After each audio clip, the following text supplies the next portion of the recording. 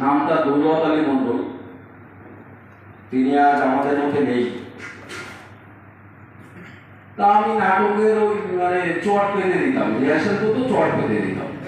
একজন একটা চরিত্র করছিল, তার হচ্ছে না, তাহলে খোকা তুমি একটা বলতো, সেটা বলবার পরে প্রক্সি দেওয়ার পরে বলে এই হচ্ছে আমাদের সিলেক্টেড, এইটাই অভিনয় করতে হবে। সেইখান থেকে করা। তারপরে 1998 সালে বিয়ে করলাম। বিয়ের পরে নাটক, যাত্রা সবকিছু ভুলে গেলাম। সম্ভবত 2019 সালে অনুরঞ্জনের ফেস্টিভ্যালে ঠাকুরনগর সাংস্কৃতিক পরিষদের পক্ষ থেকে একটা নাটক করেছিলাম, কোথায় গেল। মিন্টুদা সেটা দেখার পর থেকে বলবো যে আমাদের জালিওয়ানা বাগ আছে, যদি একটা চরিত্রের অভিনয় করে দেয় দাদা, সমিতাকে বললো, আমিও রাজি হয়ে গেলাম, যা করলাম। গত বছর মিন্টুদার একটা শো ছিল বাণীপুর মনোজ মিত্র নাট্য মঞ্চে, অভিনয় করলাম। তারপর থেকে আমাকে খুব ভালোবাসতে লাগলো বলে আমিও খুব আকৃষ্ট হলাম। সেখান থেকে করছি অপারেশন মগজ। এই যে আমাদের একজন গুরুজন আছে তপন দা, আমাকে খুব উৎসাহ দিয়েছে। মিন্টুদাও খুব হেল্প করেছে, তার নির্দেশনায়। সেখান থেকে আছি মোটামুটি। নাটক সম্পর্কে আমার কোনো জ্ঞান নেই, যদি কেউ একটু ঝালিয়ে দিতে পারে ছেলে যাবো, এই আর কি, এর বেশি আমার কিছু বলবার নেই। ধন্যবাদ। অভিনয় দিল, একটা চাকরির রোল দিয়েছিল।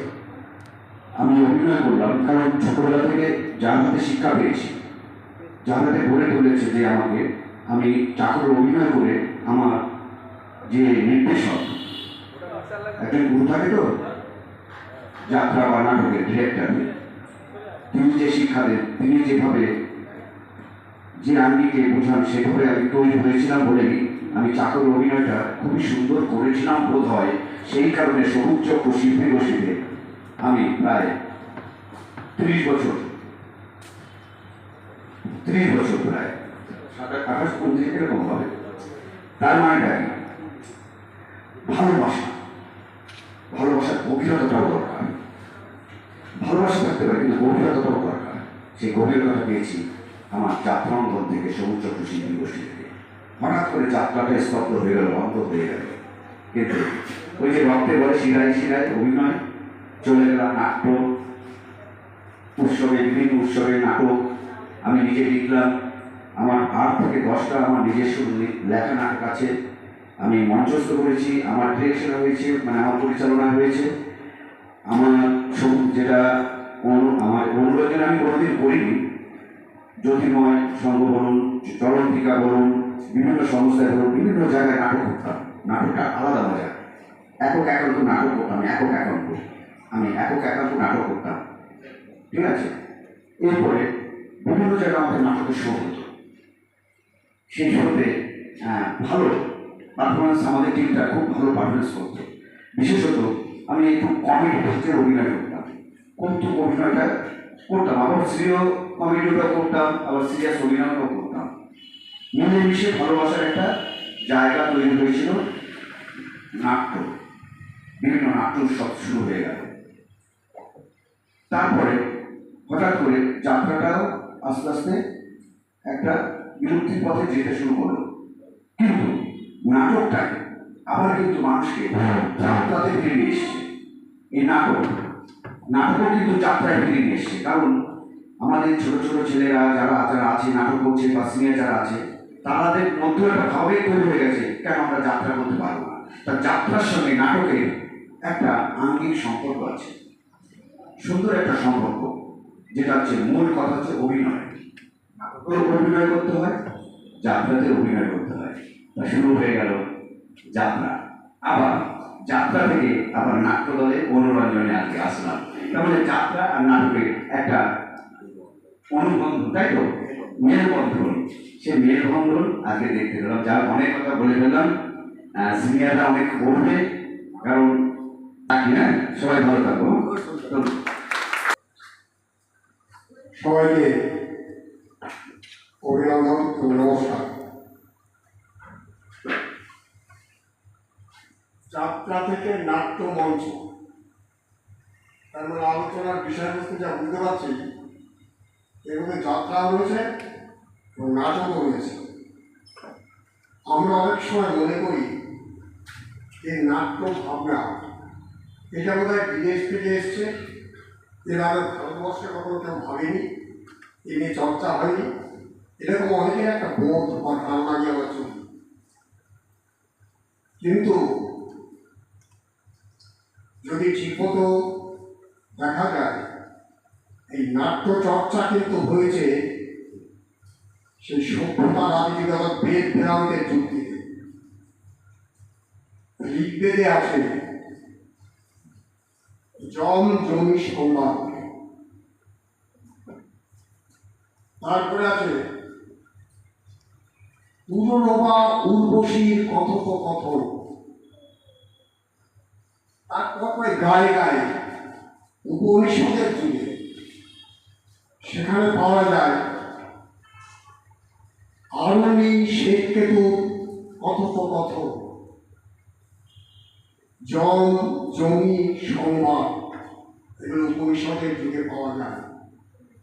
অনেক নাট্য গবেষক তারা মনে করেন যে নাট্য ভাবনা বা নাটকের আবির্ভাব কিন্তু ওখান থেকে।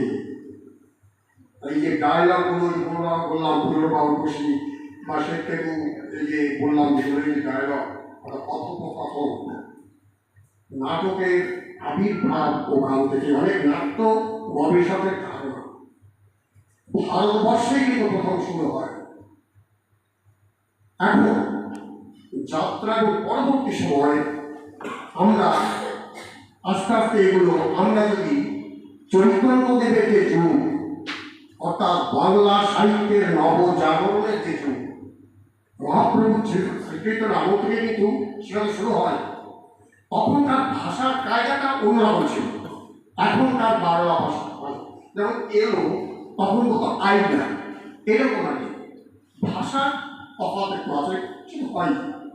কিন্তু বাংলা সাহিত্যের নবজাগরণ সেই সময়টাই কিন্তু শুরু হয়। এবং তখনকার সময় নাটক কিন্তু ছিল।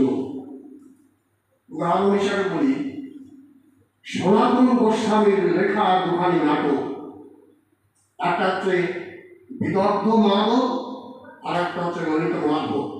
এই দুটো নাটক কিন্তু তখন লেখা সনাতন গোস্বামী পাওয়া যায়। নাটক এবং সেগুলো কি, সেই নাটক হচ্ছে কৃষ্ণ লীলা রস, সেই রসকে সমৃদ্ধ করবার জন্য বা মানুষকে সেইগুলো দেওয়ার জন্য, কৃষ্ণ লীলা রস মানুষের মধ্যে ইম্পার্ট করার জন্য বা সঞ্চারিত করার জন্য তখন এই নাটক কিন্তু অভিনীত হয়েছে। তবে কত বছর, 500 বছরের উপরে চৈতন্যদেবের আবির্ভাব, সেই যুগে কিন্তু ওই সময় নাটক কিন্তু ছিল। ভারতবর্ষে কিন্তু নাটকের জন্মস্থান কিন্তু বলা চলে। হ্যাঁ, হতে পারে পরবর্তী পাশ্চাত্য জগতের নাটক নিয়ে যে আমরা যে আঙ্গিক দেখি, যে ব্যাপার দেখি, বিজ্ঞানসম্মতার উন্নত ধর্ম দেখি, এটা হয়েছে, তাদের থেকে আমরাও ধার করেছি। নাট্য ভাবনা চিন্তা এগুলো কিন্তু ভারতবর্ষের প্রাচীন ছিল না, এ কথা নয়। তার পরবর্তী যুগে আমরা দেখেছি যে আরো ছাড়িয়ে আধুনিক যে অর্থাৎ মাইকেল মধুসূদন, পুরো শান্তির ঘাড়েরও একেই কি বলে সভ্যতা, এইসব আধুনিক নাটক মাইকেলের লেখা। এবং কখনো বহু নাটকের পরপর তার পরপরই গিরিশ ঘোষের যে লেখা বহু নাটক আমরা দেখতে পাই, সেগুলো সবাই আমরা জানি। যেমন এই যে লেখা নাটক, এই যে যাত্রা এবং নাটকের আমার মধ্যে খুব যে ডিফারেন্স তা না, কিন্তু আছে, ডিফারেন্সের নেই একেবারে তা না, আছে, ঢঙের তফাৎ আছে। তখনকার যে নাটক অভিনীত হতো, গিরিশ ঘোষের লেখাই বই, গিরিশ ঘোষের লেখা দেবেন নাটক, থিয়েটার, কিন্তু অভিনয়ের স্টাইলটা অত্যন্ত একটু চড়া লাগে বলে মনে হয়।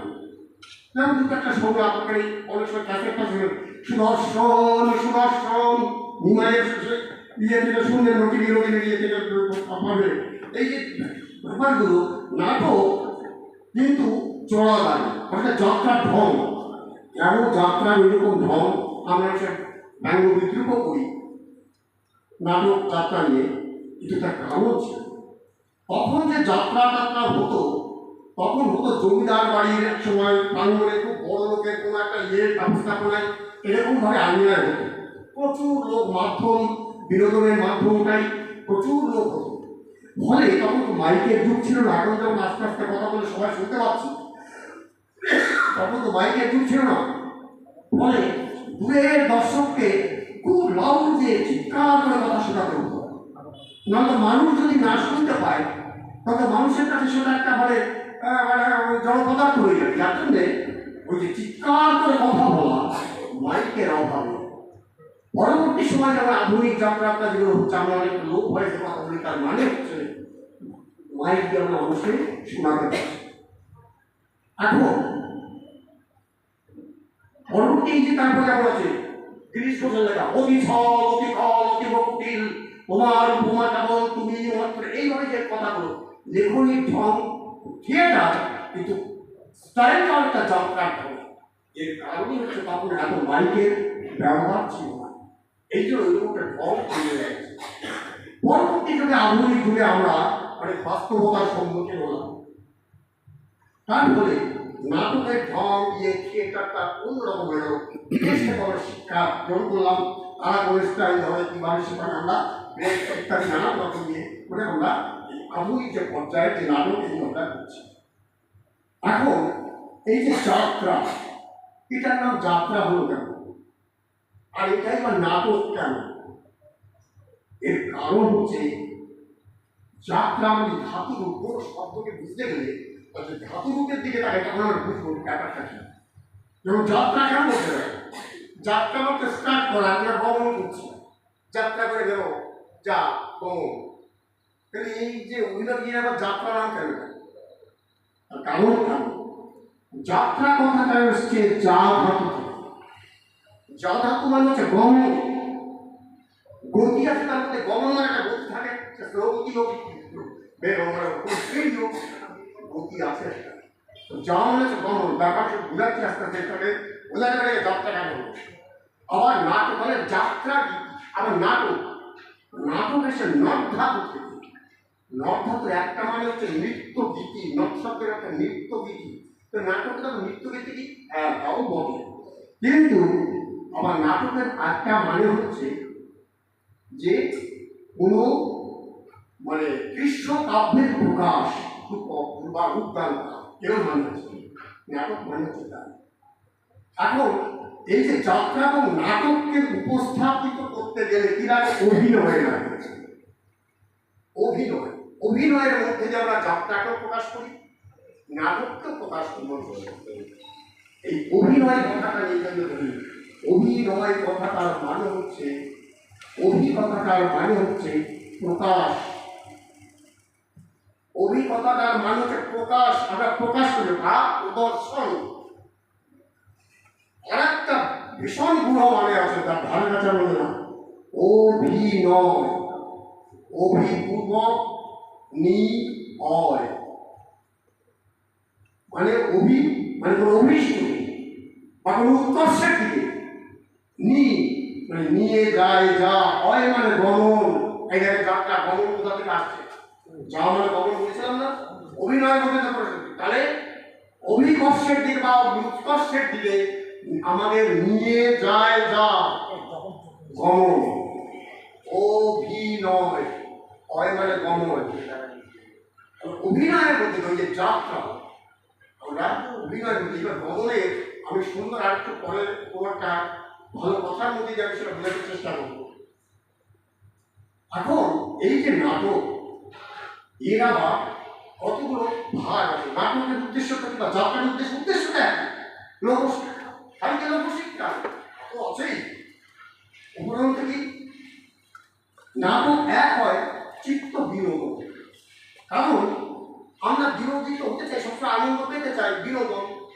এই বিনোদন যখনই আমরা দেখি, আমাদের জীবন চলার কতগুলো বাস্তব ঘটনা বা কোনো ব্যাপার আমরা যখন সেটা বিভিন্ন ঘাত প্রতিঘাতের মধ্যে দিয়ে আমাদের অভিজ্ঞতা অর্জন করছে সমাজ জীবনে, সেটা যখন একটা মঞ্চে সংলাপের মধ্যে দিয়ে শিল্পীদের মধ্যে দিয়ে অভিনীত হতে দেখি, তখন আমাদের যে সেন্সরি নাটগুলো তখন ভীষণভাবে একটা অবলম্বন পায়। এই যে অবলম্বনটা পেল, এখানে আমার আনন্দটা পাই। তার সত্যি তো এইগুলো তো আমরা দেখতে পাচ্ছি এখানে ভীষণ এক করি। এই হচ্ছে একটা দিক। আর একটি কি, কোনো আদর্শকে প্রচার করবার জন্য যাত্রা নাটকের প্রয়োজন আছে। যেমন আমি কমিউনিস্ট মানুষ, আমি একটা ইদিনে বিশ্বাস করি, যে ইদিনটাকে প্রকাশ করার জন্য আমার একটা উদ্দেশ্য আছে, আমি নাটক যাত্রা বসে করতে পারি। আমি ধর্ম পছন্দ করি, দেব দেবতা ধর্মকে প্রকাশ করার জন্য নাটক যাত্রা হতে পারে, পৌরাণিক নাটক। আবার যখন ইতিহাস আমরা পড়েছি, অতীত চর্চিত আমরা যেগুলো করেছি, সেইগুলো যখন কোনো লোকের মধ্য দিয়ে যে অভিনয় দেখতে পারি, তখন আমরা ইতিহাসটাকে আমাদের মনে পড়ে, আমরা আনন্দ পাই।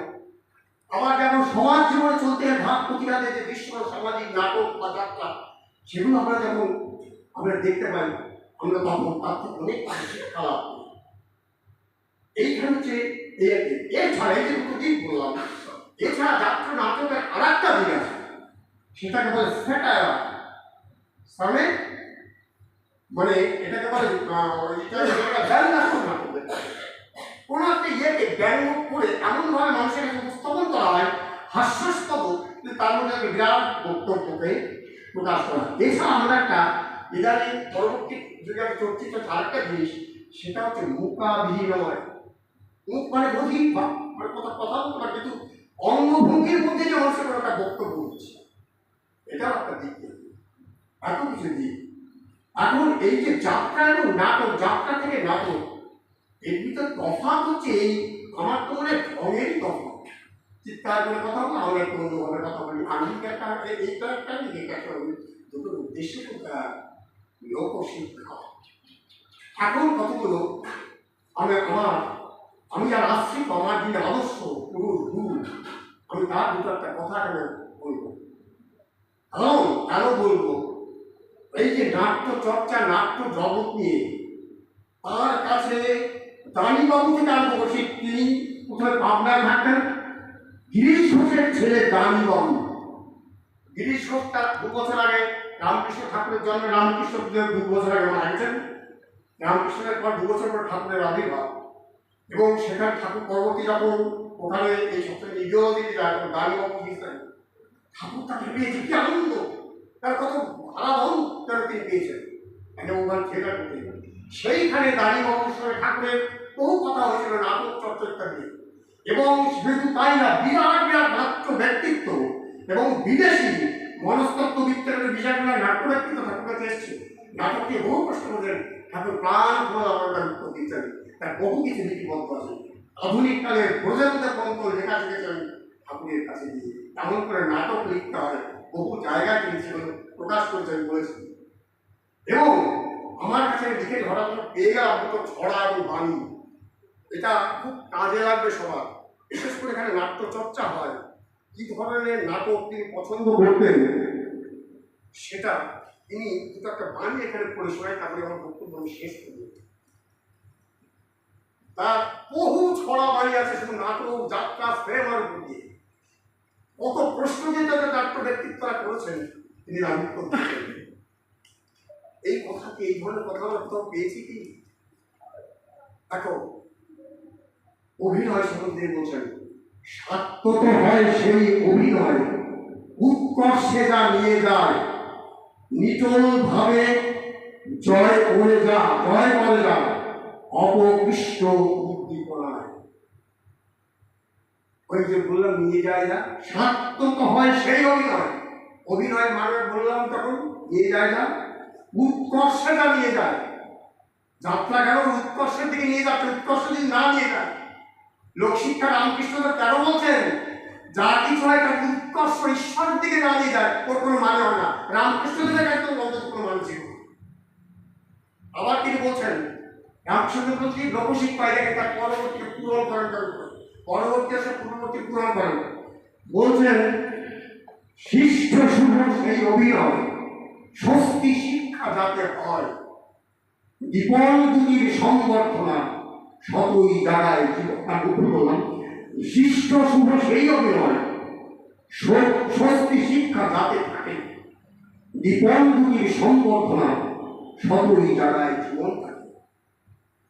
ফলে সার্থক হয় সেই অভিনয়, একদম সার্থক হয় সত্তা সম্বন্ধীয়, যার অস্তিত্বের কাজে লাগে না, তার জবর জমলা।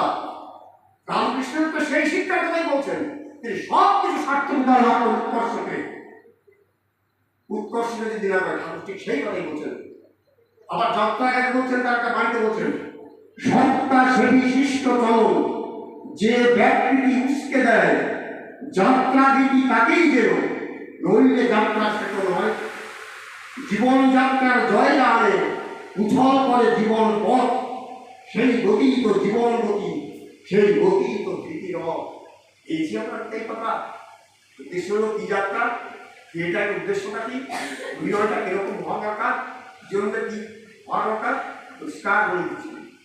আবার একটা ব্যাপার, আমাদের দেশে ট্রাজেডি নাটক হয়, মিলনান্তক নাটক হয়। সাধারণত তিনি ট্রাজেডি নাটকটা পছন্দ করতে হবে, কারণ আমাদের দেশের ফলে এই জিনিসটা কিন্তু মানুষকে খুব ডিসহার্টেড করে দেয়।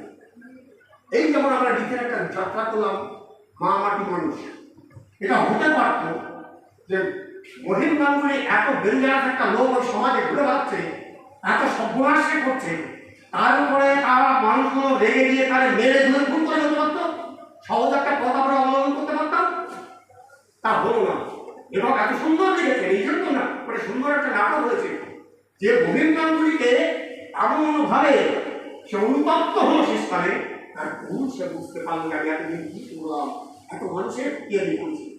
এই যে ঠাকুর একটা অনুতাপ হচ্ছে তুষানো, এত বড় প্রায়শ্চিত্ত হয় না, সে অনুতপ্ত হলো, সবার কাছে ক্ষমা চাইছে, সমাজের কাছে ক্ষমা চাইছে, আমি যা করছি ভুল করেছি। এই যে মানুষটা ফিরলো, এই মানুষটাকে যে কিন্তু সমাজে প্রচুর ভালো কাজ, কিন্তু মানুষ যদি খুন করে পেতাম, ওই মানুষটাকে হারাতাম, একটা সহজ কথা আমরা নিয়ে নিতাম, এটা কিন্তু ঠিক না।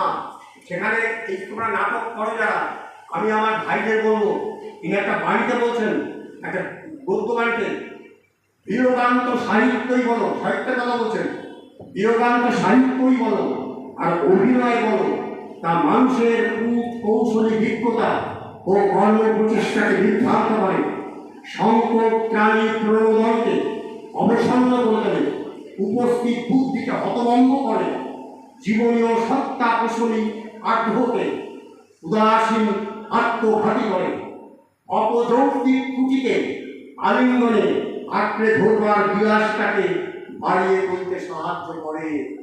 আমাদের ভারতবর্ষের ফলে অন্ত তাদের নাটক করতে নিষেধ করেছেন, মিলনাত্মক নাটকটাই বেটার, সেই দিকে আমাদের চেষ্টা করবো। নাট্য করার দিকে ফেলে সময় যাদের সহজ আলোচনা আমরা করি, বিদেশের ফয়লাংশ চলে, ভারতবর্ষে ফলে কঠিন হয়, মিলনাত্মক নাটকগুলো করাই ভালো। যেটা রিসেন্ট যে যাত্রাটা আমরা করলাম, সেটা হচ্ছে আমার ভাই বিভিন্ন অপূর্ব অভিনয় করছে, আমি অভিনয় কিছু কিছু শুনেছি, আপনি একটা আমার কাছে এসেছে, এত বিরোধীমূলক অভিনয় করে আমার মনে ঠাকুর নাম তো ভালো করছে, বিরোধীমূল। আমি তখন আমি মানুষের প্রশংসাটা আমি সবসময় সামনে করি না, আমার তো মারাত্মক ভালো লেগেছে, বাইরে দেখো তখন অভিনয় দেখো কত সুন্দর। আমার শুধু আমার অন্যান্য ভাইয়েরাও ভালো অভিনয় করেছে, অভিনয় করতে তার কিন্তু লোক ভালো বলেছে। সুতরাং হিসাব করে নাটক করতে হয়, নাটক করতে হয়, একটা লোকশিক্ষার বাহন যাতে আমরা ভুলে না যাই। মানুষের যাওয়ার অনেক কিছু আছে যাত্রা এবং নাটক, সুতরাং ভেবে বুঝে নাটক করতে হয়, করতে হয়। লোকশিক্ষার এই বাহনকে আজ যারা এগিয়ে নিয়ে যাওয়ার যে ব্রত অবলম্বন করছেন, এটা একটা সাধুবাদ জানাই, একেবারে সুন্দর জিনিস তারা এখানে তৈরি করেছে, তাদের সমৃদ্ধি ঈশ্বরের চরণে কামনা করি, তারা আরও ভালো হয়ে উঠুক, সুন্দর হয়ে উঠুক, সমৃদ্ধ করে তুলুক নাট্য জগৎকে, সমৃদ্ধ করে তুলুক সমাজ। এই বলে আমি আমার বক্তব্য শেষ করলাম। সবাইকে বন্ধু নমস্কার জানিয়ে সবার ভালো ঘটনা করি। গতকাল আমাদের মধ্যে থেকে একজন প্রখ্যাত অভিনেতা বাংলার তিনি অকাল মৃত্যুতে অকাল মৃত্যু হয়েছে তার দীঘার তালসারিতে সমুদ্রে জলে ডুবে। তিনি শুধু একজন অভিনেতা ছিলেন না, তিনি একজন ক্রিটিক ছিলেন, সাহিত্যিক ছিলেন, একটা অন্য ধরনের মানুষ ছিলেন। রাহুল অরুণোদয় বন্দ্যোপাধ্যায় মৃত্যুই, সেটা আমি তদন্ত করবে বেরোবে কীভাবে, তার সম্বন্ধে একটু শোক সভার ব্যবস্থা করলে ভালো হতো। যা হোক, আমি তার স্মৃতির প্রতি শ্রদ্ধা জানিয়ে তার আত্মার শান্তি কামনা করে আমি আমার আজকের মূল্যবান আলোচনা শুরু করি। আলোচনা শুরুর আগে আমার বন্ধুবর যে সুন্দরভাবে ব্যাখ্যা করেছে, এরপরে আলোচনার আর কিছু থাকে না, ওই একটা শেষ পাতে দইয়ের মতো বা চাকরির মতো যেটা আমি সেইভাবেই শেষ করব। তার আগে রামপ্রসাদ আগে সুন্দর করেছে যে গুরুর দরকার যে কোনো জিনিসে, ওই জিনিসটা তিনি ব্যাখ্যা করেছেন এবং চর্চা, এই দুটো রামপ্রসাদকে আমি অভিনন্দন জানাই আমার মাতৃপতি। আর বন্ধুবর অরূপকুমার মণ্ডল যে এত সুন্দরভাবে পুরাণ থেকে সেই ভারতবর্ষের আদি থেকে বর্তমান সমাজ বা বর্তমান অবস্থা পর্যন্ত যেভাবে বিশ্লেষণ করছেন যাত্রার নাটক, এরপরে আর কিছু বলার থাকে। তো আমি তার কথা বেশ করে আরম্ভ করবো। যাত্রা ঠিকই বলেছেন, যাত্রা হচ্ছে ভ্রমণ, অর্থাৎ এগিয়ে যাওয়া ভ্রমণ। বিস্তারিত ব্যাখ্যায় গেলে একই জিনিস চর্বিত চর্চা হচ্ছে, যেটা ভারতবর্ষেই ছিল, যেটা ঠিকই বলেছেন উনি। ভারতবর্ষে যদি আমরা সাহিত্য মানে বেদ দেখি, সেই বেদেই আমাদের কিন্তু নাটকের কথা বলেছে, এবং নাট্যশাস্ত্র বলে একটা শাস্ত্র আছে যার রচয়িতা ভরতমুনি। ভরত নাট্যশাস্ত্র হিসাবে আমাদের দেশে কিন্তু একটা নাট্যশাস্ত্র রয়েছে। এছাড়াও যদি আমরা দেখি, যেদিকে এ কথা বলেছেন যে উর্বশী আরুণী, এই যে কাহিনী, এর আগে গন্ধর্ব, আপনারা বলে মানে যখন পুরাণের চরিত্র রাখেন দেবদেবতাদের, সেখানে দেব সভায় ইন্দ্রের সভায় গন্ধর্বরা থাকতেন। গন্ধর্ব কি? গন্ধর্ব হচ্ছে এই অভিনেতা অভিনেত্রীবৃন্দ, তাদের মহিলা থাকতো এবং পুরুষ থাকতো। তারা নাচ গানের মধ্যে রাজাকে বিনোদন করতে এবং তারা এই পারফর্ম মানে যাত্রা বা নাটক যাই বলুন না কেন, অভিনয়টা তারা প্রকাশ করতে। সেই গন্ধর্ব মানে দেবতাদের, সেই পুরাণের আগে যদি দেবতা, পুরাণ তো সেই দেবদেবদের নিয়ে, যেটা দেখেন দেব সভায়, তারপরে হচ্ছে অসুরদের সভায় নর্তকীরা নাচ করতে। এই সামবেদে আছে আমাদের সঙ্গীতের কথা, সঙ্গীত সামবেদের মধ্যে উল্লেখ করেছে, যেগুলো যাত্রার মধ্যে রয়েছে, নাটকের মধ্যে রয়েছে। তাই যাত্রাটা হচ্ছে কি, আমাদের যাত্রা আসলে এইভাবে চলছিল, মানে তার এলাকা ভিত্তিক তার ফর্মের অনুপাতে, অর্থাৎ ফোক, যেটা বিন্দু সঞ্চালক বিন্দু আসছে, যেটা ফোক আমাদের একদম গ্রামীণ সংস্কৃতি, যেটা বাংলা এবং উড়িষ্যার মধ্যে খুব বিদ্যমান।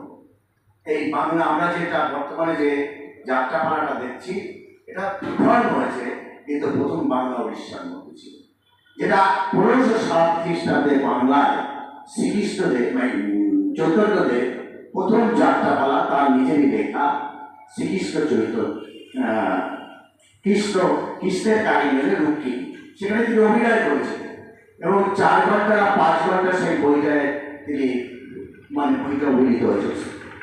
চৈতন্যদেবের নিজের লেখা 1507 খ্রিস্টাব্দে। তখন ওই সময় থেকে বাংলায় এই গীতধ্বনি মানে ধর্মীয় আকারে যাত্রাপালাটা পরিবেশন হতো, যেটা সত্যিকারে বাংলায় যদি রূপকার থাকে, একমাত্র চৈতন্যদেব হচ্ছে যাত্রা গানের রূপকার তার আমল থেকে। তারপর সেখানে তখন পরবর্তী তার শিষ্য ভগবান দাস, তিনি এটাকে চর্চা বলে উল্লেখ করলেন। আমরা চর্চা পদ বলি না, শুনেছেন যেটা বাংলা সাহিত্যে চর্চা বলি।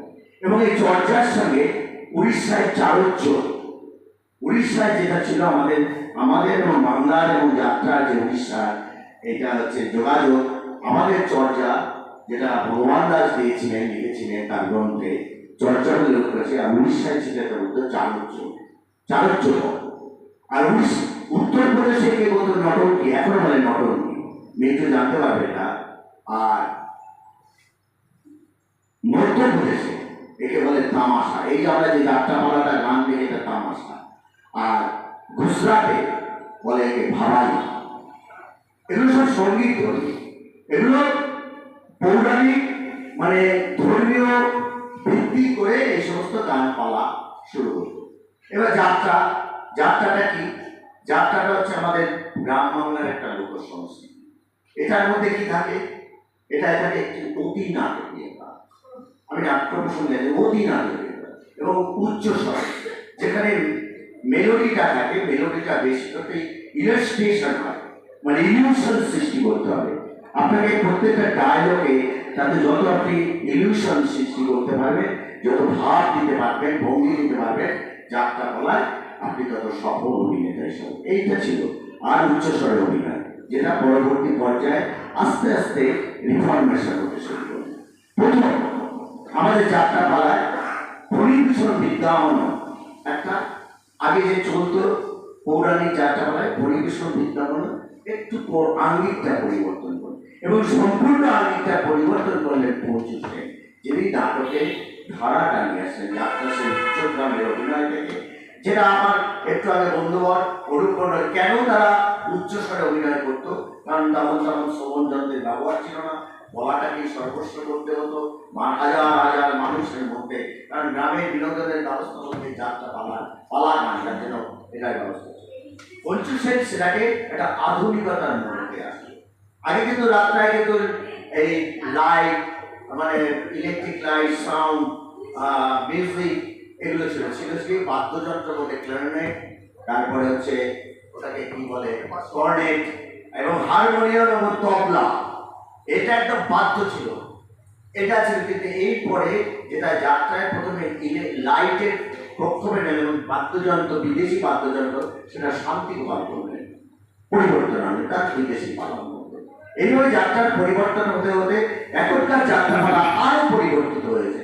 এখন দেখুন সমস্ত উঠে গেছে, ক্লারিনেট, কর্নেট, এগুলো প্রায় উঠে গেছে। বিশেষ করে গ্রামগঞ্জের অপারাগুলোতে এগুলো পাবেন না, যেহেতু তারা একটা দেশ ঘরের সঙ্গে যুক্ত থাকে। দেশ ঘর মানুষের চাহিদা, বর্তমানে যেমন ডিজের চাহিদাটা বেশি হয়েছে মানুষের মধ্যে, তারা সেখানে ব্যাগ, ক্যাসিও, এই সমস্ত। এবং কলকাতার যারা পেশাদার তাদেরও ব্যাগ, ক্যাসিও থাকে, ড্রাম থাকে, যেটা আমি বলছি শান্তিগোপালের থেকে শুরু হয়েছিল হিটলার যাত্রাপালা থেকে, সেটার থেকে এখন তারা তবুও তাদের ক্লারিনেট, কর্নেট কিছু কিছু যাত্রাপালায়, বড় বড় যাত্রাপালায় এখন তারা ধরে রেখেছে। কিন্তু এটাও চলে যাবে, যুগের পরিবর্তনে এটাও চলে যাবে। এইরকম বাদ্যযন্ত্র পরিবর্তন দেখে দিক হচ্ছে। এইভাবে যাত্রার ফর্মটা, যেভাবে নাটক, যাত্রা নাটকের পার্থক্য কিছু নেই। নাটকটা এসছে যেটা হচ্ছে বিদেশি ঘরানা, আমরা বলি না অনেকে, যেটা আমি এর সঙ্গে একমত নয়, যে আমি অনেকের সঙ্গে অনেক বিদগ্ধ আলোচনায় শুনেছি তারা কোনো নাট্যবিদ যাত্রাকে অবহেলা করেন না। এই আমাদের মতো যারা চুটকে চাটকা আছে, যারা হঠাৎ কিছু না বুঝে নাটক করছে, আরে ভাই নাটক করছিল কত সুন্দর, এই যে তাদের টানটানা বর্তমানে একটা গ্রাম্য ভাষাটা একটা অবাধ্যেও, ওটা হচ্ছে যারা করে থার্ড ক্লাস নাগরিকরা, আর আমরা হচ্ছে ফার্স্ট ক্লাস। এটা আমাদের মতো অভিনেতাদের বা আমাদের মতো সমালোচকদের এটা যুক্তি, কিন্তু যারা বিদগ্ধ নাট্য বিশেষ ব্যক্তিত্ব, তাদের মুখ থেকে শুনেছি যে নাটক এবং যাত্রাকে তারা কত শ্রদ্ধা করে এবং সেখানে যাত্রাকে তারা অনেক উচ্চ স্থানে আসন দেয়। এবার নাটকের ফর্মটা এসে নাটক হচ্ছে প্রথম গ্রিস দেশে নাটক উৎপত্তি হয়। এই যে আমরা দেখছেন এই গ্রিস দেশ থেকে আস্তে আস্তে নাটকটা তৈরি হয়। ওখানে এরিনা নাটক ছিল, যেটা এখন বাদল সরকার এনেছে অঙ্গন মঞ্চ, দেখবেন মাটির মধ্যে হয়, কোনো কিছু মেকআপ টেকআপ থাকে না, মাটির। সেই যে গ্ল্যাডিয়েটার যে যুদ্ধটা কিন্তু এরিনা থিয়েটার ছিল, ওইভাবে এরিনারা ওই কনসেপ্টে তারা কিন্তু পরবর্তী পর্যায়ে এরিনা নাটকটা শুরু করলো, বাদল সরকার নিয়ে আসে আমাদের ভারতবর্ষে। এবং প্রসেডিয়াম থিয়েটারটা আসে শেক্সপিয়ারের ইংল্যান্ড থেকে। এবার ভারতবর্ষে যখন আপনার লেবেডাবের আমলে, তখন ব্রিটিশ শাসন চলছে, লেবেডাবের আমলে তখন তারা অভিনয় করলো। আগে পুরুষরা অভিনয় করতো, যেটা উপদত্তে যদি ডিরেক্টর দেখেন তাহলে আপনারা সেটা পাবেন। লেবেডাব প্রথম অভিনয় নিয়ে আসছে নাটকে ভারতবর্ষে। প্রসেডিয়াম থিয়েটার যদি করা হয়, রুশ নাট্য অভিনেতা লেবেডাব থেকে এই প্রসেডিয়াম থিয়েটারে কি করেছিলেন, সূচনা করেছিলেন। লেবেডাবকে আগে তখনকার দিনে মহিলারা দিয়েছেন, তারা পতিতালয়ে থাকতেন, সেই সমস্ত বই দেখানো বর্তমানের মেয়েরা কেউ নাটক করতে যেত না। প্রথম নাটক হবে যদি পতিতালয়ের মেয়েদের নাটক, বিনোদিনী জানেন, তারা সুন্দরী জানেন, এরা সব কিন্তু পতিতালয় এইভাবে নাটকের পরিবার এখন তো ভদ্রলোকের ঘরের লোকেরা যাচ্ছে, নাটকটা এখন সমাজে নাটক এখন চলছে, যেটা হচ্ছে প্রসিনিয়াম থিয়েটার এবং যাত্রা, তার একটা ভাবধারা নিয়ে চলে, যাত্রার একটা আঙ্গিক এবং নাটক একটা আঙ্গিক, দুটো সমান, দুটোরই কথা যেটা মূল কথা, আসল কথা লোকশিক্ষা। এর মাধ্যমে লোকশিক্ষা কিভাবে হয়, একটা দেশের পরিবর্তন আনতে পারে কিভাবে একটা নাটক যাত্রা। আপনারা জানেন ভারতবর্ষের স্বাধীনতা, যেটা একটু আগে মেলোডির কথা বলেছেন, আমি একটু রাজনৈতিক প্রেক্ষাপটে যাচ্ছি, কিছু মনে করবেন না। ভারতবর্ষ যেহেতু একটা ধর্মীয় আবেগের দেশ, এখানে মানুষ কিন্তু যেটা সঞ্চালক আমার বন্ধুবার সুন্দরভাবে ব্যাখ্যা করেছেন, এবং যে মেলোডি কেন চান ভারতবর্ষের রাজনীতিতে দেখেন, যখন ব্রিটিশদের বিরুদ্ধে শুরু হয়েছিল বাংলায় বা আমাদের দেশের মধ্যে, যে যারা হিংসাত্মক, মানে যে অনুনয় বিনয় করে স্বাধীনতা হবে না, আমাদের এখানে যারা বিপ্লবী পার্টি মানে বোমা মারত, তাদের কিন্তু মানুষরাই ধরিয়ে দিত, আমাদের মতো সাধারণ মানুষরাই ওই বিপ্লবীদের ধরিয়ে দিত, মানে হিংসা পছন্দ। ভারতবর্ষে কোন আন্দোলনটা সব থেকে জনপ্রিয় হয়েছিল জানেন? সব থেকে জনপ্রিয় হয়েছিল অসহযোগ আন্দোলন, যেটা গান্ধীজি করেছেন। একমাত্র আমি বলি গান্ধীজি যিনি বুঝেছিলেন ভারতবর্ষের মানুষের পাস, যে তিনি কোথায়, তিনি কিন্তু কেউ কেউ লোক ছিলেন না, তিনি ছিলেন সাউথ আফ্রিকায়, তিনি পড়াশোনা করতে ওখানে ওকালতি করছেন, একটা মামলায় তিনি নাম করলেন, ভারতবর্ষে তিনি প্রবেশ করলেন। সেখান থেকে তিনি বুঝলেন যে এই সমস্ত বিপ্লবী আন্দোলনকে ভারতবর্ষের মানুষ গ্রহণ করছে না, কারণ ভারতবর্ষের মানুষের রক্ত মজ্জায় ঢুকে রয়েছে তাদের ক্ষমা, তিতিক্ষা, ভালোবাসা, সেখানে হিংসার কোনো জায়গা নাই, ক্রুয়েলটির জায়গা নাই, সেখানে কমেডি, সেখানে মিলনাত্মক ব্যাপার। সেই জন্য তিনি ঢুকেছেন অসহযোগ আন্দোলন। তিনি ওই যে অসহযোগ যে সব থেকে জনপ্রিয় আন্দোলন হচ্ছে অসহযোগ। এবং ভারতবর্ষের স্বাধীনতা যেমন দুটো দিক রয়েছে, বিপ্লবীদের যুগটা রয়েছে, আমি তাদের অস্বীকার করি না, নেতাজির ভূমিকাকে আমি অস্বীকার, নেতাজির ভূমিকাকে কিন্তু সেই সময় ভারতবর্ষের সমস্ত মানুষ গ্রহণ করেনি, এটা বাস্তব কথা মানতে হবে। আমি বাঙালি হিসেবে শ্রদ্ধা করি, নেতাজি আমার প্রিয় বীর, কিন্তু গান্ধীজির আন্দোলনটা বড় হয়েছিল, এটা মনে করবেন আমি গান্ধীজির ভক্ত তা নয়, আসলে এটা পরম্পরা, যেটা বিশ্বাস, যেটা সত্য, সেটাকে সবসময় এই ভারতবর্ষে এই কথাটা বললাম, ভারতবর্ষ হচ্ছে শান্তিপ্রিয় দেশ, শান্তির ললিত বাণী এখানে ছড়ানো হয়, সেই শান্তির ললিত বাণী থেকে ভারতবর্ষ আজকে সেই জায়গাটায় গিয়েছে। ভারতবর্ষ হিংসা পছন্দ করে। এবার হচ্ছে আমাদের যেটা বলছিলেন আমার বন্ধুবর যে গিরিশ ঘোষের, এবার নাটকে যদি পশ্চিমা বাংলাদেশে ভারতবর্ষের যদি পরিবর্তন আনে, সেটা এনেছিলেন রবীন্দ্রনাথ ঠাকুর। তিনি তার নাটকের, তিনি যে নাটক করেছেন, তিনি যে চিত্রাঙ্গতা, দেখুন একদিকে সঙ্গীত ধর্মী, একদিকে তার বিরক্ত সমস্ত কিছু চিত্রাঙ্গতা নাটকটা করি, রাজস্বী রাজ মানে হচ্ছে এই ত্রিপুরার কাহিনী নিয়ে যে ঘটনা, যেটা আমরা পরবর্তী বলে বিধানবোধ কাহিনী বইটি করেছিল, ওর সঙ্গে মিল রয়েছে। এরকম রক্তকরণী, একটা অসাধারণ নাটক, একটা পরিবর্তনের নাটক, একটা শিল্প বিপ্লবের নাটক। ডাকঘর, ডাকঘর কে? অমল কে? অমল হচ্ছে মুক্তি। সে রবীন্দ্রনাথ আধ্যাত্মিক জগতের মানুষ। একটু গিরিশ ঘোষ বলতে নেই, গিরিশ ঘোষ রবীন্দ্রনাথকে একটু হিংসে করতেন, কিন্তু রবীন্দ্রনাথ কোনোদিন হিংসে করেননি। সেই রবীন্দ্রনাথের নাটক, সেই ডাকঘর থেকে মুক্তির, আর এর থেকে মুক্তির প্রদর্শক হচ্ছে সেই ঠাকুরদা। ঠাকুরদা ছিল মুক্তির প্রদর্শক। রবীন্দ্রনাথ ভারতবর্ষের নাটকে প্রথম মাইলস্টোনটা আনলেন, নাটকের পরিবর্তন। সেই প্রসিনিয়াম থিয়েটার থেকে তিনি আমাদের ভারতবর্ষের আঙিনায় অঙ্গনে প্রবেশ করে নাটকটাকে নিয়ে আসেন।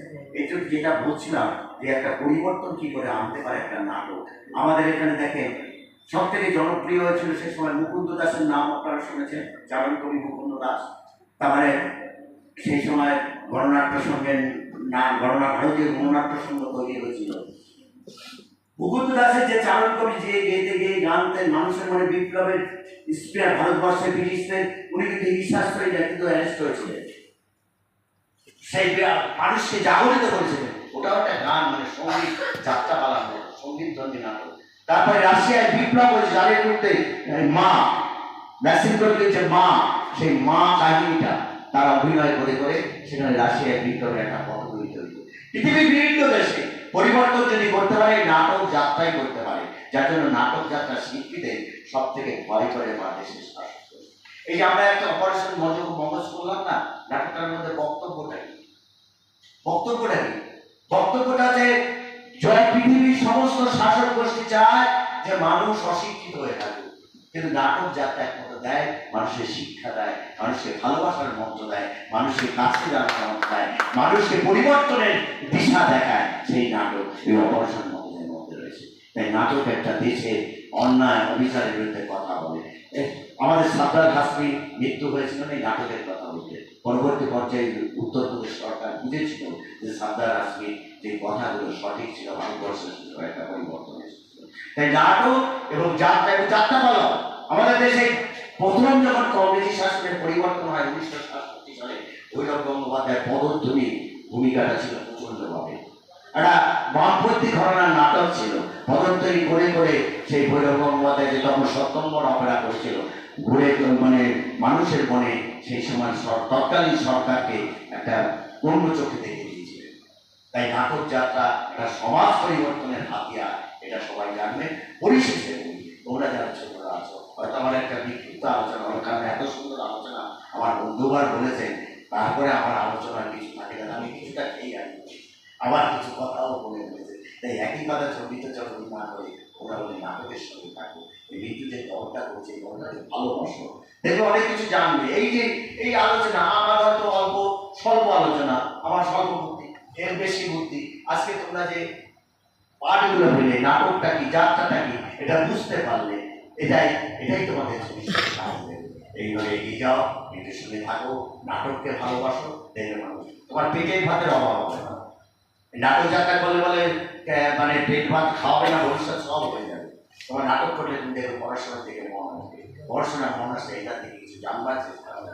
তাই বলি ওই নাটককে ভালোবাসো, ওই যাত্রাকে ভালোবাসো, দুই একই ধর্ম, লোকশিল্প, এই লোকশিল্পকে ভালোবাসো, প্রকৃত আর যেটা হচ্ছে সবচেয়ে একটা প্রকৃত মানুষ তৈরি করে এই নাটক, যাত্রা, সঙ্গীত, নৃত্য।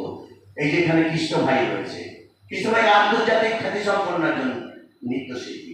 এই যে ফর্মগুলো দিয়ে না যেমন নতুন নতুন চিন্তা ভাবনা দেয়, চন্দ্রালিকাকে তিনি কি সুন্দরভাবে বলছে, আমার চোখে এখনো ভালো লাগে যে পরবর্তীকালে চন্দ্রালিকা যখন হয়ে গেল, তারপরে একটা কাপড় নিয়ে আমি বলি, আমার মনে হয় তুমি মনে হয় একটা মানুষকে শান্তির প্রতীক দিয়েছিলে, কাপড়ের মধ্যে দিয়ে আসলে। এই যে নতুন নতুন ভাবনা, মানুষের চিন্তা ভাবনা, অন্তত আমি বুঝেছি এই চন্দ্রালিকার বক্তব্যটা কি অস্পৃশ্যতা দূরে করেছিল।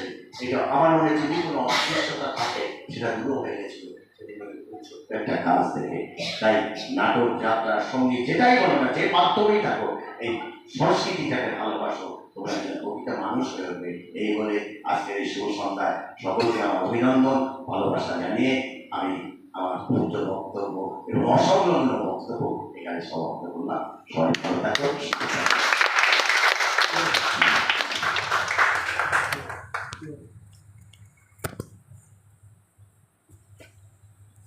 ধন্যবাদ তপন কুমার দত্ত মহাশয়কে এত সুন্দর বক্তব্য রাখার জন্য, আলোচনা করার জন্য, দুজনকেই। আমার দু একটা কথা বলার আছে, সেটা হচ্ছে প্রথমে বলবো যে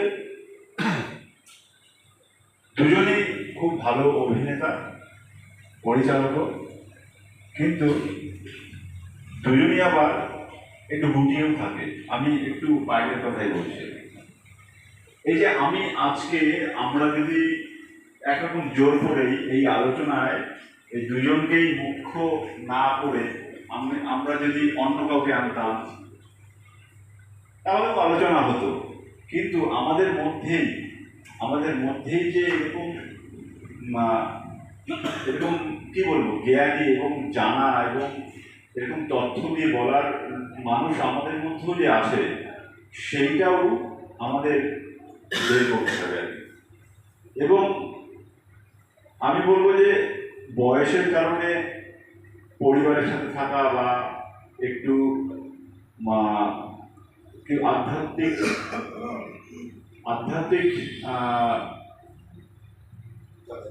জগতে ভাবনা করা, আধ্যাত্মিক জগতে যাওয়া, সেটা একদমই ঠিক। এটা সবাইকেই বয়সের সাথে সাথে করতে হয়। কিন্তু আমি বলবো এই যে আমি বিশেষ করে অনুপ কাকা আজকে এই যে বললো আর কি, তপনটাকে তো আমরা জানি চিনি এবং উনি ভালো বলে, উনি পড়াশোনাও করে, অনুপ কাকাও যে এগুলো করে বা জানে বা বলতে পারে এটা আমি জানি, কিন্তু অনেকেই জানে না আর কি। এইবার আমরা যদি আমাদের মানুষদেরই না বসাই চেয়ারে, আমরা তাদের থেকেই যদি, আমাদের মধ্যেই রয়েছে জানার মানুষ, আমরা বাইরে যাবো কেন আর কি। রবীন্দ্রনাথের ওই যে একটা কবিতা আছে, সবাই জানো আর কি। তা যাই হোক, এই জন্য আমার মনে হয়েছে যে আমাদের আমাদের মানুষরাই বলবে, এবং সেটা সঠিকও। আজকে যা যা আমরা শুনলাম সবই সঠিক, এবং আরো অনেক কিছুই আছে যেগুলো এই স্বল্প পরিসরে বলা সম্ভব না। কারণ হচ্ছে এই তপনদা যেটা বললেন যে নাট্যশাস্ত্র, আমাদের যে নাট্যশাস্ত্র লিখেছে সেই বইটা আমি আমি হাতে এইভাবে ধরতে পারবো না। সেই বইটা আমি এখনো পুরো করতে পারিনি, শেষ করতে পারিনি। এটা আমারই অজ্ঞতা, তাই আমি শেষ করতে পারিনি। কিন্তু এত মোটা একটা বই উনি লিখে গেছে, আমরা পড়ে শেষ করতে পারছি না। রবীন্দ্রনাথ ঠাকুর উনি সারা জীবনে যা লিখে গেছেন, আমরা কেউই তা পড়ে শেষ করতে পারছি না। তার মানে পড়ার থেকে ওনার লেখার মধ্যে স্পিড ছিল আর কি। ওনার কিছু কিছু তথ্য ওনার উপরে রিসার্চ করে অনেকে ডক্টরেট হয়েছে, বড় বড় জায়গায় পৌঁছেছে, দেশ বিদেশ, কিন্তু তারাও ওনার যে কোনো একটা বিষয় নিয়ে রিসার্চ করেছে, সব কিছু কিন্তু পড়া সম্ভব হয়নি।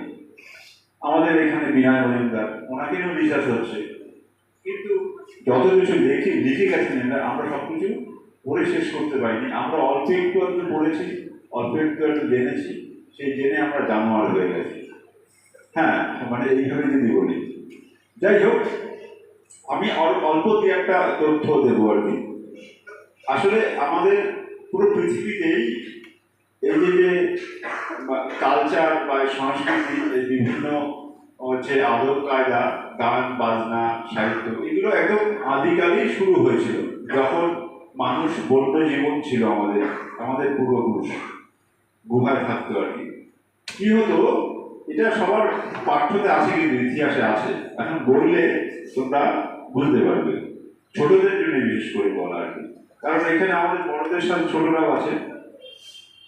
দেখবে যে গুহা চিত্র, গুহার মধ্যে ওই যেগুলো পেয়েছে আমাদের যারা পৌরাণিক যে লোক, মানে যারা ওই নিয়ে কাজ করে আর কি, বা কাজ করে, তারা আবিষ্কার করেছে যে ওই যে গুহা চিত্র, পাহাড়ে গুহাতে বিভিন্ন রকমের অভিনয়, ছবি খোদাই করা। তার মানে কি, ওটা কিন্তু এগুলো তখন থেকেই এগুলো ছিল।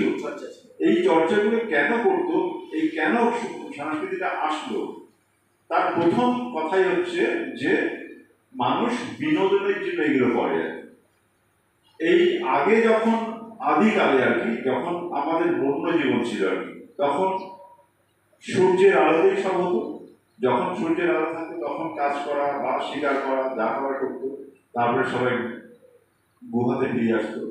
তারপরে কি করবে, তারা বসে বসে নিজেরা বিভিন্ন অঙ্গভঙ্গি করতো আর কি। এই তখন থেকে এগুলো শুরু।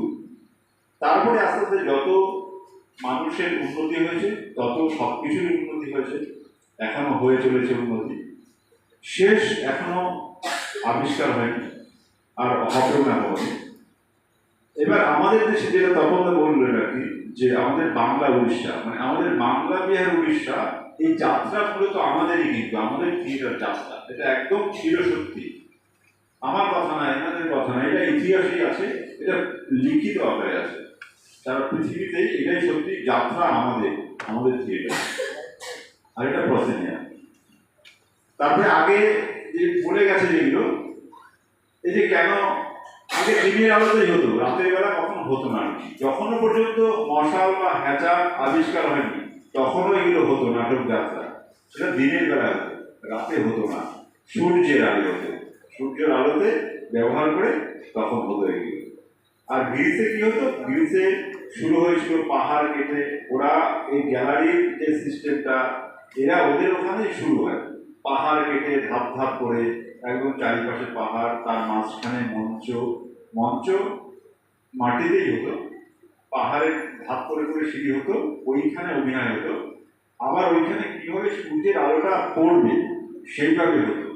আর আগে যাত্রা নাটক শুরু হতো সকালে সকালে হতো অনেক সময় ধরে, তো 3, 4, 5, 7 ঘন্টা 6 ঘন্টা, সেটা সকালে শুরু হতো, 10টা 11টা বা 9টার সময় শুরু হতো, সন্ধ্যা পর্যন্ত, তারপরে মানুষ ঘরে চলে যেত।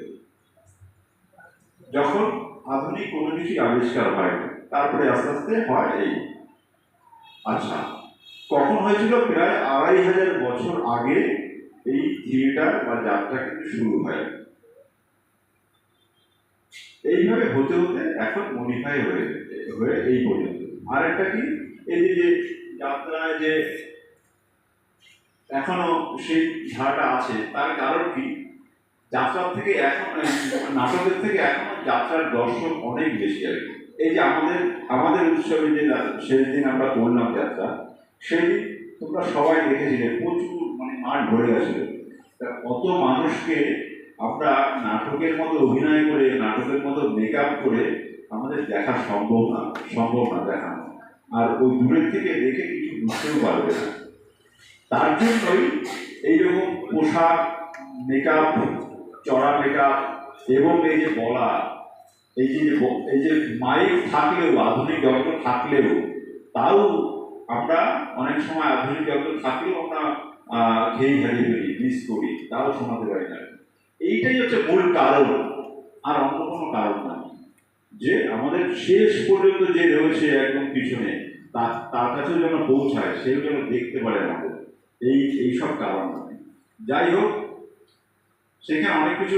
আরেকটা জিনিস বলবো, সেটা হচ্ছে যে এই যে বাদল সরকার, আমরা যে বাদল সরকার মঞ্চ করলাম, যে অঙ্গন মঞ্চ বাদল সরকার যে শুরু করেছে বিদেশ থেকে করেছে, এইটা আমি যেটা জানতে পেরেছি, সেটা কিন্তু আমাদের চৈতন্যদেবী প্রথম করেছে আর কি। উনি বিদেশ থেকে নিয়ে এসছে, সেটা অনেকেই বলে, ওনার তথ্য আছে, কিন্তু আমি সেটা মানতে পারি না। কারণ আমাদের চৈতন্যদেব সারা দেশ ঘুরে ঘুরে এই যে এখন মানুষের মধ্যে আছে নাম প্রচার করেছে, এই যে ঠাকুরের নাম করেছে, আমি কিন্তু তাদের বিশ্বাসী না একদমই। আমি মাইকেই বলছি, আমি বলবো উনি ওইটাই নাটক, অঙ্গন নাটক, স্ট্রিট ড্রামা উনি যা করে গেছেন, এবং উনি প্রণম্য যে উনি কিভাবে এটা ওনার মাথায় এসেছে, এইভাবেই আমি প্রচার করব, এবং সেটা কিন্তু মানুষের মধ্যে মিলন, এই যে যেন মানুষের মধ্যে খারাপ ভাবনা না আসে, এই পথে গেলে মানুষের মধ্যে আক্রোশ, লোভ, লালসা থাকবে না, সেইটা উনি কিন্তু নাটকের মাধ্যমে প্রচার করেছে। ওইটাই আমার কাছে, আমার মনে হয়েছে ওইটা স্ট্রিট ড্রামা। এবং প্রথম উনি যাত্রা করেন তপনদা করে গেলেন আর কি। আমি কিন্তু ওই আমি কিন্তু আমি পড়ে বা বিভিন্ন আলোচনায় শুনে আমার যেটা মনে হয়েছে যে উনি স্ট্রিট ড্রামা প্রথম করেছে আমাদের ভারতবর্ষে। যাই হোক, এইগুলো আজ তোমরা যদি কেউ থাকো এই নিয়ে কাজ করে জানতে পারবে। আসলে এইগুলো সবসময় বলা হয় বিভিন্ন আলোচনায়, কেউ সেইভাবে তো এগোয় না, কাজ করে না, এই জন্যই অজানা থেকে যায়। তবে জানলে কোনো ক্ষতি নেই, না জানাটাই কিন্তু ক্ষতি। এইটা সবাই মানে ভেবো আর কি মাথায়। দেখ, আমরা ধন্যবাদ দিই আমাদের ডাকে তপনদারও থাকে, অনুপ কাকা এই প্রথম আসলো। আমরা তপনদার বলবে যে আমরা হয়তো নতুন করে আবার ধন্য হলাম, আমরা যেন পাই ওনাকে আবার ডাকলে, উনি আসলে। তারপরে বাবুদা এসছে, যারা আসছে তারা তো সবসময় আসে, বাবুদাও আসছে আমাদের এখানে প্রথম, রামাদা এসছে, মমদা আসলো। আমাদের ভালো লাগছে, আরো অনেকের আসার কথা। যাই হোক, আমরা ধন্যবাদ দিই। আমরা এবার আজকের যে দিন যাত্রা থেকে নাট্যমঞ্চ আলোচনা এখানেই আমরা। আচ্ছা, আমি একটু সংযোজন করে নিয়ে আপনাদের কাছে ক্ষমা চাই। বলার মধ্যে আমি একটা প্রসঙ্গ মিস করে গেছি, সেটা আমার খুব খারাপ লাগছিল। তার আগে বলে মিঠু যেটা বলছিল না, ভারতবর্ষে মানে মিটিংকে যেটা হতো চারিদিকে গ্যালারি করে মাঝখানে, আমাদের পশ্চিমবঙ্গে কিন্তু সেটা একটা প্রয়োগ হয়েছিল। আপনারা সার্কারিনা মঞ্চের নাম শুনেছেন তো? ওই সার্কারিনা মঞ্চেটা কিন্তু ওই গ্রিক থিয়েটারের অনুকরণে, ওখানে স্টেজ থেকে নিচ থেকে উঠে আসতো, নিচ থেকে উঠে আস চারিদিকে দর্শক বসে থাকতো। আমি সেখানে বই দেখছি, এটা আমার ভারতবর্ষে পশ্চিমবঙ্গে প্রথম প্রয়োগ। না, ওই যেটা বলছি আছে এরকম খাত খাত করে নিচে স্টেডিয়ামের মতো। প্রথম হচ্ছে সরকারি নাম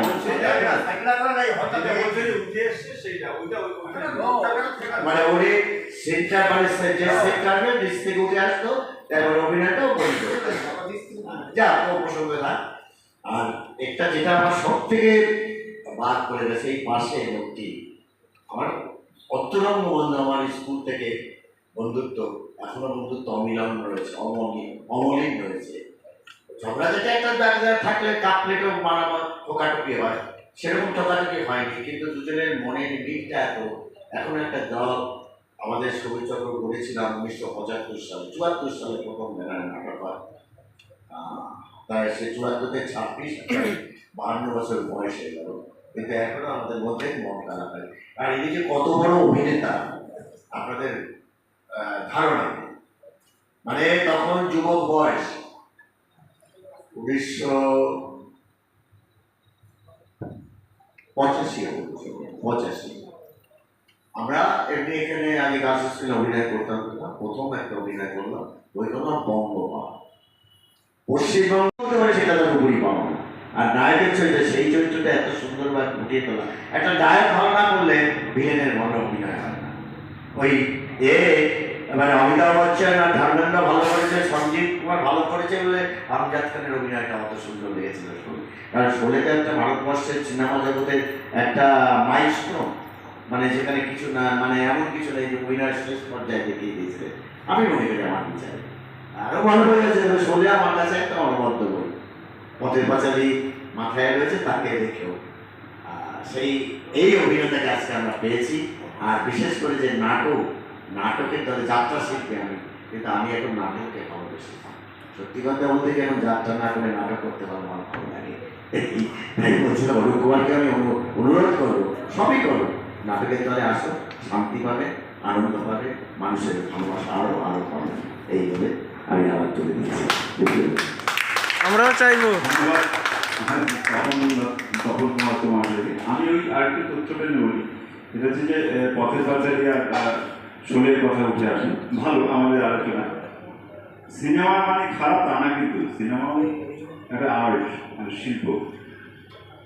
পথের পাঁচালী ওই সময় কেন ভালো লেগেছিল মানুষের, তার আগে পর্যন্ত যা হয়েছিল, পথের পাঁচালী প্রথম সত্যজিৎ রায় করেছিল যে আমাদের ভারতবর্ষের যে গ্রাম বাংলার যে ফ্যামিলি, যে এত গরিব ফ্যামিলি, এবং সেইটাকে ওইভাবে বাঁধানো, সিনেমাটাকে ওইভাবে বাঁধানো, তার মধ্যে নতুন নতুন যে মিউজিক বা সব কিছুই উনি নতুন আঙ্গিকে করেছিল আর কি। এই জন্যই যে ওই সিনেমাটা থেকেই আবার নতুন করে আমাদের ভারতবর্ষের সিনেমা অন্যদিকে মন হয়ে যাবে এই কারণ।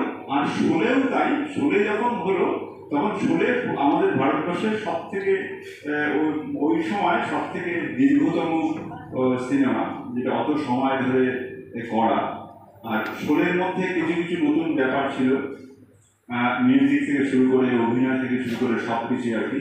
ক্যামেরার অ্যাঙ্গেলও শোলেতে কিছু কিছু অ্যাঙ্গেল নতুন নতুন করা হয়েছিল, যেগুলো তথ্যতে হয়, করানো হয়। পথের পাঁচালী নিয়ে যেমন করানো হয়, শোলে নিয়েও করানো হয় ফিল্মের যখন এডুকেশন হয়। তা কিন্তু আমি তপনদাকে বলবো, একটা ভুলই তপনদা যা বলেছে আমি বলবো আর কি। কোনো কাহিনীতে ভিলেন যদি মানে না হয় বা ভালো না হয়, সেই কাহিনী দাঁড়ায় না। শোলে কিন্তু আমজাদ খানের জন্যই হিট হয়েছিল, এটা আমার কথা নয়, এইটা আমাদের দেশে যেভাবে শোলে চলেছে, এটা বিভিন্ন তথ্য নিয়েই, এটা তথ্য আকারে আছেও, বইতেও লেখা আছে যে ভিলেনের জন্য ওই শোলে হিট হয়েছে। ওই ভিলেন যদি না হতো তাহলে শোলে হিট হতো না। এইটাই আর কি বলার জন্য আমি বললাম আর কি। হ্যাঁ, যাই হোক, আমরা তাহলে এইভাবে আলোচনা তো হতেই থাকে। আর আমরা বলবো যে যারা আজকে শুনলো, ছোট থেকে বড়রা, অনেকে বাইরে চলে গেছে, যাদের ভালো লাগেনি, তারা আসলে বিয়ে থা করে সংসার ধর্ম করার জন্যই জন্মেছে, তারপরে মারা যাবে, সন্তান পায়দা করবে, তারপরে মারা যাবে। যাই হোক, যারা আছে তারা যদি কিছু বলেন এই ব্যাপারে, তাহলে আমরা আর একটু কিছু জানতে পারবো, যদি কেউ কিছু বলার থাকে আর কি। প্রশ্ন নয়, তথ্য বা কিছু আলোচনা করার থাকে। আচ্ছা, কানাইলাল গাইন মনোরঞ্জনের সম্পাদক, উনি কিছু বলবেন মঞ্চে। নতুন কিছু জানা, নতুন কিছু আমাদের গুরুজনদের কাছ থেকে আলোচনার মাধ্যমে জেনে নেওয়া, বা আমার যেটা মনে হচ্ছে সেটা আমি বলছি। যেমন আমরা নাট্য উৎসব করেছিলাম, নাট্য উৎসবে যত আমরা দর্শক পেয়েছি, সব থেকে ভালো লেগেছে যাত্রার দিনে আমাদের বসার আসন পুরো ভর্তি ছিল। এই কারণটা মানে আমার মনে হচ্ছে যে যাত্রাটা ঠাকুরনগরে দীর্ঘদিন বাদে হওয়ার কারণে কি দর্শক আসন বেশি, নাটকে সেই সংখ্যক দর্শক কেন হচ্ছে না, বা এই ভাবনাটা আমার মাথায় আসে।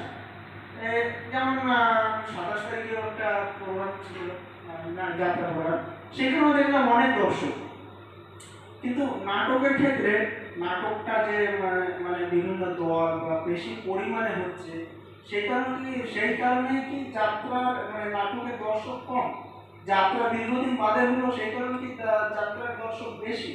মানে আমার সে ভাবনাটা এটা আসে যে হ্যাঁ দীর্ঘ, এবার আমি জানতে চাচ্ছি যে আপনার গুরুজনেরা রয়েছে তাদের কাছে যে এই কারণটা কি হতে পারে আর কি। আপনাদের যেটা মনে হয় বা যে মনোভাব থেকে আপনার যে বলো আপনাদের মনোভাবটা মনে হচ্ছে।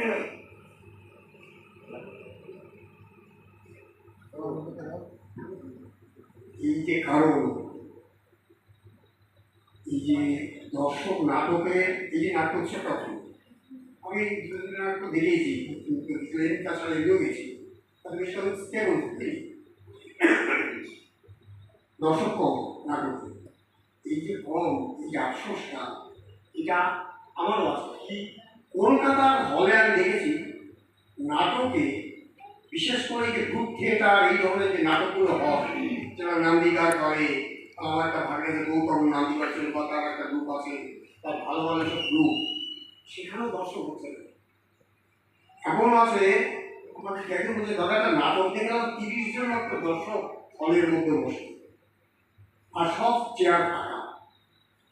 সেখানে এত উন্নত মানের জিনিস, এত কিছু হচ্ছে, তাতে দর্শক কিন্তু একমাত্র দেখেছিলাম নর্থ ক্যালকাটায় যে থিয়েটারগুলো হতো, অনেক থিয়েটার আমি দেখেছি, সরকারের কথা বলেছ, তখন দেখতাম দর্শক আসলে ফুল। হ্যাঁ, তখন এমনি মানে থিয়েটার, কিন্তু যেটা আমরা গ্রুপ থিয়েটার বলি, এই ধরনের থিয়েটারগুলো যেগুলো বলি, আমি উন্নত চিন্তা ভাবনা, আমার চিন্তা ভাবনা, সেটা দর্শক কিন্তু কম, এটা আমিও দেখেছি। পরবর্তী নর্থ ক্যালকাটা থিয়েটার তো একটাও নেই, সবই তো ভেঙে দিয়েছে হলগুলো, একটাও নেই, সব মার্ক করে দিয়েছি, অন্য কিছু করে উঠেছে। এটা আমিও লক্ষ্য করেছি। দর্শক কোনটা কি জানেন না, এই নাটকে দর্শক টানতে পারছে না। সে সৌমিত্র উপলক্ষে একটা টাইম আছে, সে তো আছে, সে আমি দেখেছি বারবার থিয়েটার দেখেছি ফুল দর্শক, কিন্তু পরবর্তীতে আমিও দেখেছি দর্শক কম। এটা কিন্তু নাটকের এই আকারটা বহুদিন ধরে শুরু হচ্ছে, দর্শকটা বেশি হয় যাত্রা। এর কারণ এইটা কি আমি ঠিক বুঝি না, যে যাত্রাটা খুব সহজে মানুষের কাছে পৌঁছে যায় নাকি নাটক তো পৌঁছাবার কথা, কারণটা কি আমিও ঠিক বুঝি না, দর্শকটা কেন জানতে পারছে না। নাটক কি এত ভালো জিনিস, নিশ্চয়ই আনন্দ দেয়, কেন হচ্ছে না নিজে? এ ব্যাপারে বলেছে ঠিকই, যাত্রাটার ব্যাপারটা আমার যেটা বললাম, যাত্রাটা হচ্ছে আমাদের মানে বাংলা নিজস্ব সমস্যা। বিশেষ করে আমাদের পশ্চিমবঙ্গেও ছিল যাত্রা, পূর্ববঙ্গে যাত্রাটা খুব জনপ্রিয়, এবং দেখবেন ডক্টর কোম্পানির জন্মস্থান কিন্তু পূর্ববঙ্গে, বরিশাল জেলায় মাসরাম।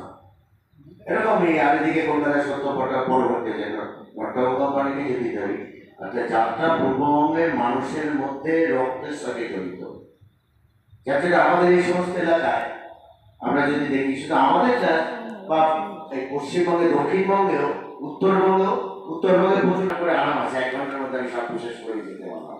বাড়ির লোকের সন্তুষ্ট হয়, বাড়ি বিশেষ করে গিন্নিরা খুবই সন্তুষ্ট হয় নাটক করলে, যে তাড়াতাড়ি বাড়ি ফিরতে পারে লোকটা, যাত্রা করে তো বাড়ি ফেরা যায় না, মানে দূর দূরান্তে করতে গেলে এই অবস্থা।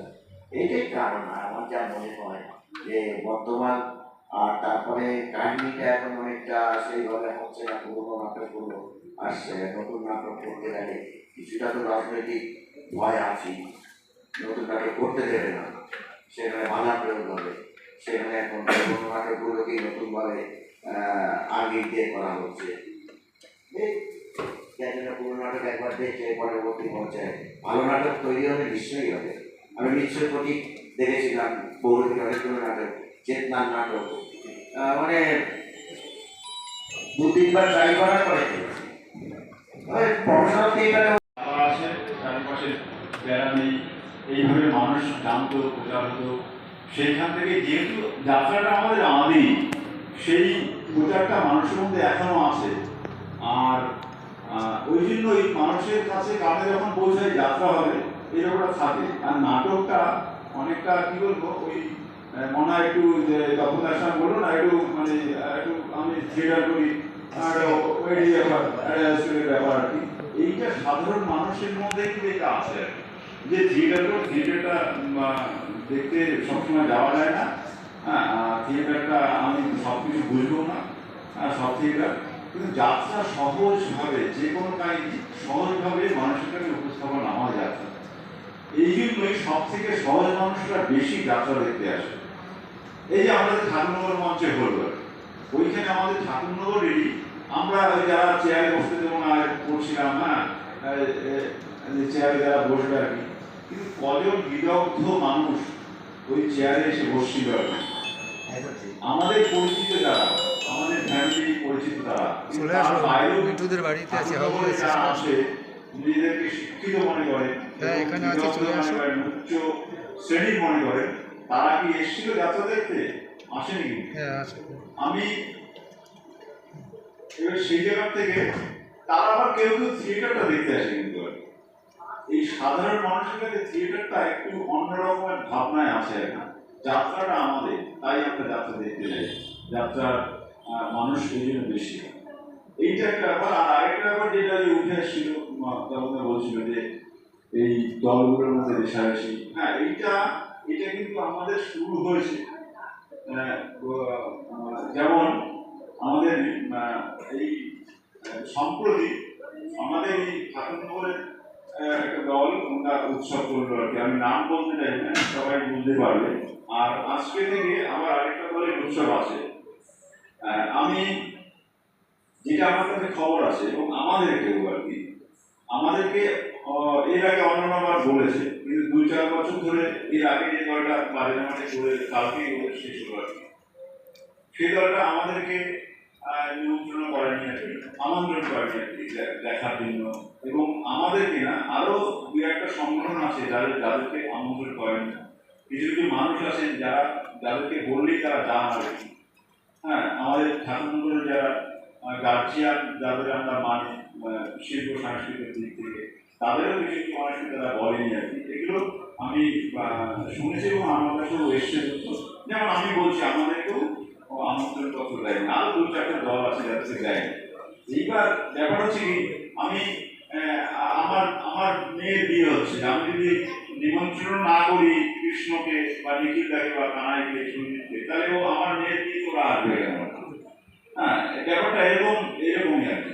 থিয়েটারটা এইরকম জায়গায় গেছে আর কি, তাহলে দর্শক কি করে হবে? এইটা হচ্ছে ব্যাপার আর কি। আবার আমরা দেখেছি, আমরা কিন্তু সবাইকেই, আমাদের দলের থেকে সবাইকেই করা হয়েছে নিমন্ত্রণ। উপরন্তু আমাদের যাত্রার দিন শুনতে হয়েছিল আমাদের ঠাকুরনগরের একজন নেত্রী, রুলিং পার্টির নেত্রী আর কি, উনি একটা পদেও আছে, উনি আমাদের গোবিন্দবাবু ফোন করে ওনার সাথে কথা বলছেন, উনি বলছেন যে ওনাকে নিমন্ত্রণ করা হয়নি, কিন্তু ওনার বাড়িতে আমাদের দলের থেকেই চিঠি দিয়ে আসা হয়েছিল। তার মানে কি, কোনটা কালচারটাকে ভালো চোখে দেখেন আর কি, তাই দেখেও এবং বলেও দিচ্ছে সহজে। ওই সময় আমার একজন গেছিল, ওই সময় আমার বন্ধুবাবু বলাতে একজন গিয়ে ওই বাড়িতে গেছিল, তখন উনি আবার বাড়ি থেকে চলে বেরিয়ে গেছে, বাড়ি ছিল না। যাই হোক, এইটা করলে তো আমাদের থিয়েটার পিছিয়ে যাবে। হ্যাঁ, এই হচ্ছে ব্যাপার আর কি। তা এই ব্যাপারগুলোর জন্য থিয়েটারে মানুষ কম আসে। আর যাত্রায় যেহেতু সাধারণ মানুষ যাত্রা ভালোবাসে আর কি, আর আমাদের আমাদের হচ্ছে আমাদের একজন আমাদের হেরিডিটি যাত্রা, এটা যদি বলি হেরিডিটি আমাদের যাত্রা, তার জন্য যাত্রায় মানুষ বেশি আসে, আর অন্য কোনো ব্যাপার না। ঠিক আছে, এখন যাই হোক, আমরা শেষের দিকে আসি। আমরা শেষ করি, কারণ শুধু এই তথ্য, বিভিন্ন রকম তথ্য ছোটরা বলতে করছে, যারা বড় হয়ে ছোটদের থেকেও ছোট আছে, যারা বুঝতেই পারছে না এই ব্যাপারগুলো, এদিক সেদিক চলে যাচ্ছে, তারা শুধু আজকে পিকনিক মানে আনন্দ গেট টুগেদার এই জন্যই তারা এসছে আর কি। যাই হোক, কৃষ্ণ কৃষি এটা বলবে। বলছি আজকে না আসলে এত সুন্দর অনেক কিছু জানতে পারবো, যদি না আসতাম এই জিনিসগুলো জানতে পারতাম। বাইরে যারা আছে এটা ভালোবাসা, এটা তোমাদের বলছি আজকে যদি আমি এখানে না আসতাম তাহলে অনেক কিছু অজানা থাকতো, সেই অজানাগুলো জানতে পেরেছি এখানে আসার জন্য। এত সুন্দরভাবে বললো অনুকাবু আর কমলবাবু, সত্যি তাই, মানে আমি মিস করতাম এই জিনিসটা। এটা ভালোবাসা তো ভালো। ধন্যবাদ। খুব ভালো বলে। তবুও একজনকে আমরা পেলাম যে মন থেকে স্বীকার করলো আর কি। যাই হোক, আমরা শেষ করি। আমাদের কেউ কিছু যদি বলার থাকে বা বলতে পারো। কারণটা আচ্ছা, মনোজ বলবি কিছু? এই বলো না, বলো। এখন অন্য কিছু নেই আমাদের। আমরা যে ভাবনা থেকে করছি, আমরা দুটোর সংগঠন মনোজ একজন ভালো বক্তা, কিন্তু আমরা সেই বক্তব্য এখানে চাইছি না আর কি। ও আমার ক্লাসমেট আর কি। হ্যাঁ, ওই জন্য আমি বলতে পারি, অন্যটাকে ওইটা বলতে যাবো না কিন্তু আবার। হ্যাঁ, ও অন্য বক্তা, সেই বক্তব্য এখানে রাখবে না। এখানে আমাদের আজকের যে বিষয় এবং সেখানে যা যা তথ্য এসছে আমাদের মধ্যে একজন বিরক্ত। আজকের এই সুন্দর অনুষ্ঠানে আমাকে নিমন্ত্রণ করবার জন্য উপস্থিত আমাদের সকলের প্রিয় তপনদা, অনুদা এবং সর্বোপরি মনোরঞ্জনের যে সকল সদস্য এবং সদস্যা এখানে উপস্থিত আছেন। সত্যি কৃষ্ণ বলছিল, শুনছিলাম যে আমারও ঠিক ওরকম একটা বিষয় যে আজকে বেশ কিছুদিন ধরেই এই অভিনয়ের সঙ্গে কম বেশি থাকি, কিন্তু বিশ্বাস করবেন না যে আজকে যে বিষয়গুলো এখানে আলোচনা হলো, আমি ওখানে বসে বসে শুনছিলাম অনুদার কাছ থেকে, তপনদার কাছ থেকে। তো একটা বিষয় যেমন হয়ে থাকে, একজন মানুষ অনায়াসে একটা মানুষকে ছুরি মেরে দিতে পারে বা একটা পেরেক চালিয়ে দিতে পারে, কিন্তু একজন ছাত্র যখন মেডিকেল স্টুডেন্ট হয়ে সে যখন সেই পড়াশোনাটা করে মানুষের বডি নিয়ে, তারপরে তার পক্ষে সম্ভব হয় না কোনো একটা জায়গায় সামান্য একটু চিমটি কাটতেও, মনে হয় যে এই জায়গাটায় মনে হয় কিছু একটা রয়েছে। তো আমরা অভিনয় করতাম, দীর্ঘদিন ধরে অভিনয় করি, কিন্তু এর মধ্যে এত কিছু আছে যেটা আজকে জানার পরে সত্যি আমার মনে হয় যে আমরা মনে হয় এতদিন কিভাবে করেছি জানি না। তো বিষয়টা সত্যি সত্যি আমার কাছে অজানা ছিল, অনেক তথ্য। হ্যাঁ, এটা হয়তো আমরা অনেকেই জানি যে নাটক যাত্রা সমাজের একটা বাস্তব চিত্র সামনে তুলে দিয়ে সমাজকে শিক্ষা দেওয়ার একটা প্রচেষ্টা, এটা আমরা সকলেই কম বেশি জানি। কিন্তু তার মধ্যে কত মানুষের প্রয়াস রয়েছে, কত মানুষের অক্লান্ত পরিশ্রম রয়েছে, তারা আমাদের এই সমাজকে বিভিন্ন দিক থেকে, সমাজকে ভালোবাসার জন্য, সমাজকে ডেভেলপ করার জন্য এই যে দিকগুলো তারা তুলে ধরেছে।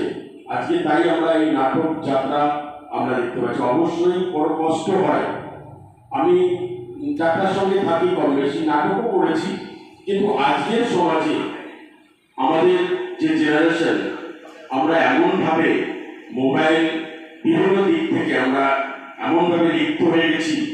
আজকে যখন কোথাও একটা নাটক দেখছিলাম, মনোরঞ্জনের যে নাট্য উৎসবটা হলো, এবং এই মুহূর্তে ঠাকুরনগর 2 দিন আগে যেটা হলো, আমরা সেখানে গিয়ে বড় কষ্ট পাই যে দর্শকের সংখ্যা এত কম। আজকের ছেলেমেয়েরা তারা এগুলো দেখতেই চায় না, তারা যেতেই চায় না। এটা আমাদের কাছে বড় কষ্টের। আমরা সমস্ত বিষয়গুলোকে অনুধাবন করবার পরে আমার মনে হয়েছে সবুজচক্র শিল্পী গোষ্ঠীতে আমি ইনভলভ হয়েছি।